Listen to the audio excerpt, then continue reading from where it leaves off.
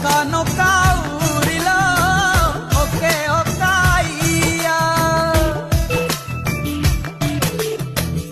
ఒకే ఒక్క అయ్యకు తోడు ఒకే ఒక్క అమ్మ,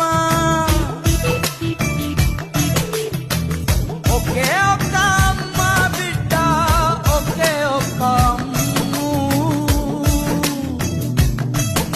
అది చూపుతోనే మాటలాడే కరుణ ఉన్న కన్ను.